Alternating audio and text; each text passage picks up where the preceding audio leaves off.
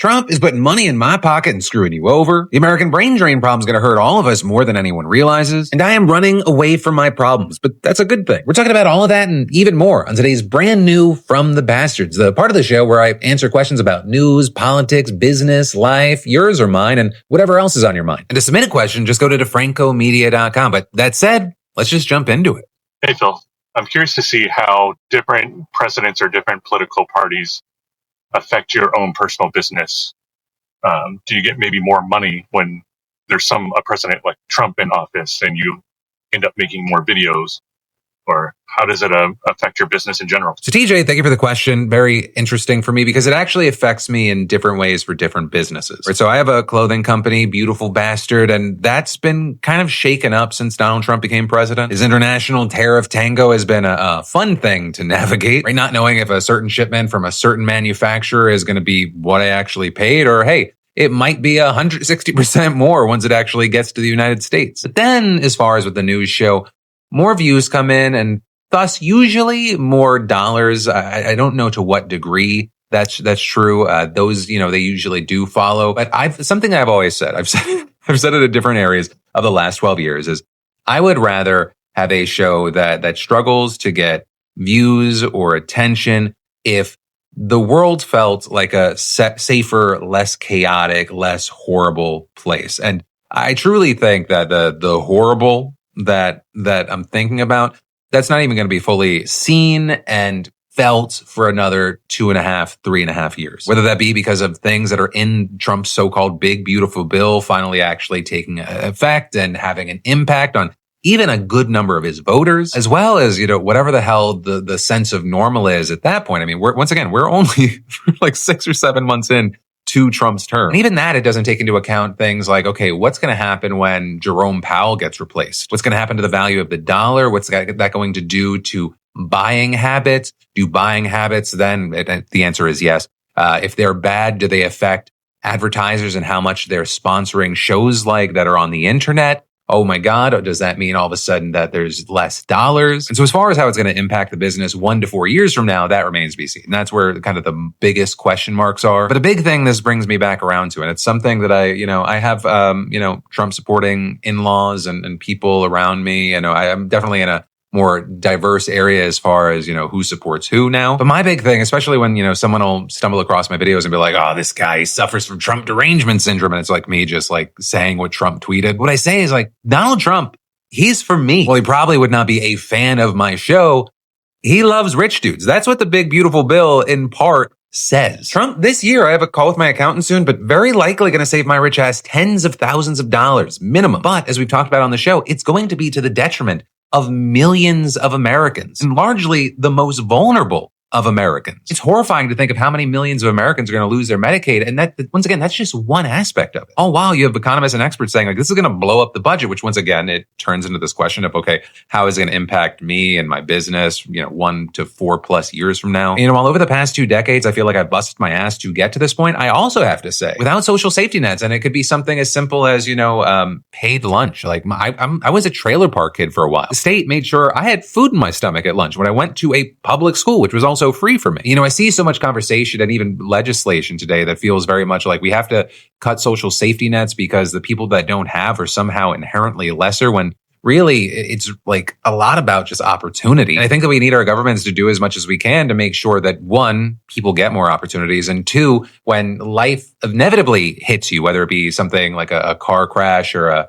an illness that you get or something like that doesn't just automatically ruin your life, whether it be because you didn't actually get the care that you needed, or, it puts you in so much debt that it feels like you can never dig yourself out from it. You can say that I drank the Kool-Aid when I was growing up, but I am actually a big believer in American excellence. I believe there is just so much fucking untapped excellence and especially in our young men and women out there, but we've set everything up. And I say we royally, wasn't me. The game's been set so they can never fully get off the launch pad. And then actually, rather than doing something about it, politicians go like, who can we just fucking blame? Hey, Philip, thank you for everything you do. I think a quick question a lot of us have is your journey on running and getting your mile time down. What was your time when you first started out? If you've said that, I'm sorry, I missed it. And what type of diet and exercise did you do to sort of help aid you along this journey? Were you pounding carbs and bananas before runs? Like, what were you doing, man? Good work. Very proud of you. Thanks again. So AJ, thank you for the question. I think you're going to set me off on a mini rant. And I feel like I kind of am saying this for everyone, but especially to like my 75% male audience. Most of you are between 19 and 44 years old. The majority is 25 to 34. You know, I always say you have value no matter what your size, your weight, whatever. But one, even if it's just to have a chapter of the story, I think every guy should see how fit they can get at one point in their life. But the main thing that I will stress to you is just start moving your body more right now. Moving your body and eating right, which becomes easier when you're moving your body more. It is the closest thing to a magic bullet for most of the shit that you feel is wrong in your life. I think better. I feel better physically. I feel better mentally. I play with my kids better. I'm able to do more. People treat me nicer because we're part of a Luxus nation. I also feel like I treat people better because my mental health is just better, and it makes it easier to be the man that I want to be. It also, and this is just massively important when we have a male loneliness epidemic happening out there, and just a loneliness epidemic in general, but especially for men, it helps you find community, whether it be with run clubs, gyms, workout clubs, or just, you know, there being other people who are taking care of themselves. Also for the straight male guys out there, I'm not saying, you know, go fucking crazy because, you know, a lot of people, they get into fitness and they start building their bodies for the male gaze, like how fucking huge can I get? And they get into like really scary steroid places. Very easily it can get into an unhealthy place because of the unrealistic body images that many fitness influencers put out there. But, you know, taking care of your health, it's going to make meeting women easier, and it puts you in a more confident, healthier mental space. But the main things that I come back to constantly on this is, one, your mental health is going to be so much better if you're active. And two, it's about ensuring your body can do things better and for longer. And so with that in mind, and bringing it back to your initial core question, when I started, my mile time was nothing. But I didn't check my time. I would walk, and then eventually I'd jog for 30 seconds and then walk for 2 minutes, and then, you know, 1 minute on, 1 minute off. And then I just kept doing that. And so one day I could do a jogging motion for 5 minutes, then eventually 10 minutes. And then eventually I felt like I was going to die that day. I think I did maybe a mile, somewhere between 12 to 14 minutes. I don't remember the exact time. But also a big thing is like, you do not need to immediately run. That can be so bad for your joints. So in addition, or, you know, on off days, I'd try to go for things like hikes. And in addition to getting fresh air and sunlight, which is, sun is such a game changer, like go out, get sun as early as you can. Just like, I'm not saying like lay out by the pool or something, but if it is available to you, like get 10 minutes of sunlight in the morning before, you know, everything, the day really starts. You know, those hikes, the steepness, it helped me kind of slowly build muscle and power. And then you can honestly do so much without a gym, right? Especially when you're a big person, like I do weighted lunges and squats now. When I was 100 pounds more, I was the weighted squat and weighted lunge. And also, you gotta fucking throw ego out of the window. Like your run or jog, it's gonna suck initially. If you can't do a regular push-up at first, get on your fucking knees. It's not a girl push-up, it's a modified push-up. It's a rung on the ladder to progress. Like, yeah, there are gonna be people who mock you, but the only people who are gonna mock you are fucking just worthless fuckheads. You are actively trying to better yourself, and some insecure fuckhead is gonna do something, and they don't even deserve your attention. And then as far as when it comes to food, I just keep it simple. When I was losing weight because I was very obese, I just made sure that I was eating in a caloric deficit. For a guy my age and my size, that's around 2,400 calories. And so now where I'm just doing maintenance, I try to average that, right? So sometimes I'm lower, sometimes I'm higher. As long as it evens out, great. And as far as the food, like this is gonna be boring as shit because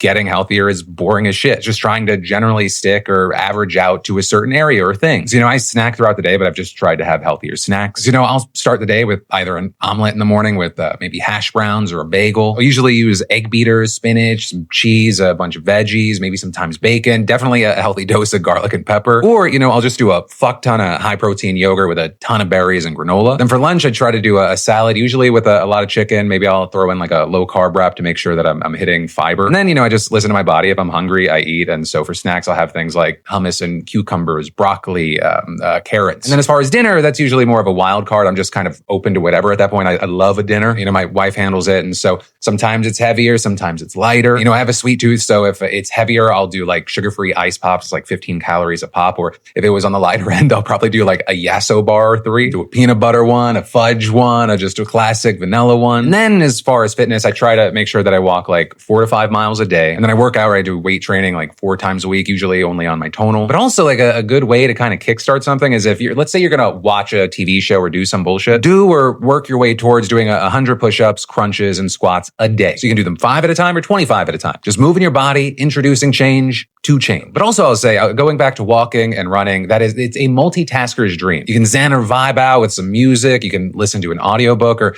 even though I think it's best to look away from screens, you could do a lot of stuff on your phone. Or catch up with friends and family with text or FaceTimes, or do a little bit of work. Or like this morning, I listened through a bunch of y'all's questions. I game planned with the team to make this From the Bastards episode based off of last week's learnings. I listened to clips and podcasts of Brian Tyler Cohen because I have an interview with him in like about 2 hours. And then, I looked at some emails and I did some research for the show. But then tomorrow I'll probably just start listening to an hour of Onyx Storm. And then finally, to bring it back to running, I've just found that it's largely about just getting my miles in. And so I'm at the stage of running where I'm just kind of like learning and feeling out different paces. So I'll do like a 3-mile casual jog one day. Then I'll do like near sprints for a minute and then walk after. And then I'll do kind of a slower long run day where I do like 6 to 10 miles. And for those long ones, I'm largely just trying to either get used to the suck or make it so that it does not suck anymore. Hello, Philip. This is Rafif from Bangladesh. I've been in academia for the last 2 years, and I've been thinking about going abroad, especially in the U.S. for seeking a PhD degree. But the current situation right now in the U.S. with all the funding cut off, so the chance is very low for me to get a good university in the U.S., and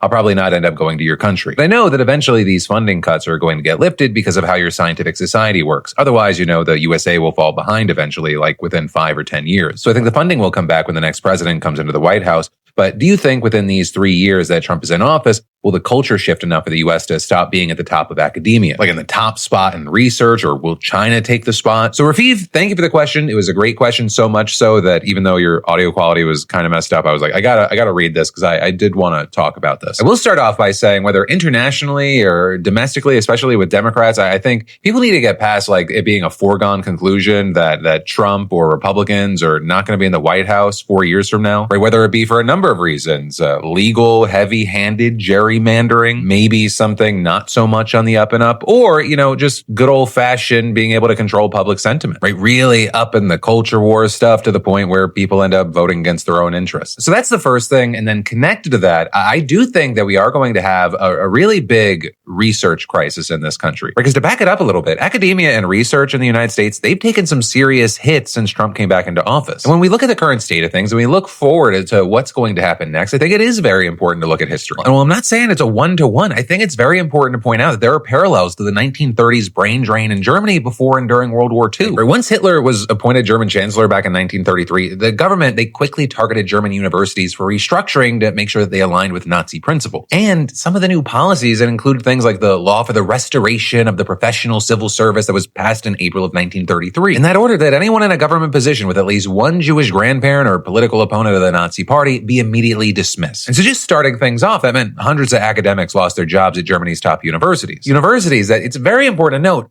were some of the most elite in the world at the time. But as we saw there, and as we see just countless times in history, it never just stops there. Soon you had remaining professors and students also subject to the whim of the Nazi regime, right? Political loyalty being rewarded more than academic ability or achievement. And so one of the consequences was that just the quality of higher education in Germany, that suffered. And then thanks to the blatant targeting of research and academia along with everything else at the time, many established researchers chose to leave the country. It also obviously changed the situation for people that would otherwise flock to Germany. And in some cases, people were forced out, all of which became known as the World War II brain drain or human capital flight, where you had this movement of highly skilled and highly educated workers in and out of their respective countries. And again, I am not saying this is one-to-one equivalent, but without a doubt, there are parallels with what the Trump administration is doing and how they're trying to reshape how the U.S. approaches science, research, and academia. Right? There's been a tsunami of funding cuts to federal science programs. And in fact, you had the New York Times reporting that the National Science Foundation, which funds most of the scientific research at American universities, they're awarding new grants at the slowest pace in decades. You also have Trump using the government to essentially wage war on universities, not to mention the mass firings that have happened to government researchers at both the Department of Health and Human Services and the Department of Education. And then, of course, there's the flood of executive orders aimed at reshaping how the U.S. approaches science generally. Right? And then you have the Trump administration's aggressive targeting of migrant students. And I could and then for ages. There's so many things, right? So you have all that and a million other factors, and it's led to established researchers along with budding scholars leaving for places like Canada, Europe, and even China. Right? In China specifically, they are making an active effort to attempt some researches to them. And that, as we're seeing researchers and people like you, Rafif, reconsidering plans to come to the U.S. in response to everything that Trump's doing. And so I really do fear like America is no longer going to be that shining city on a hill. I genuinely think that we are setting things up for China to just fucking eat our lunch. And aside from just not knowing what the future has in store with us, especially in regards to elections and future administrations, I'll say it takes a lot longer to build than it does to tear down. But Rafif, the last thing I'll touch on is with actually a part of your audience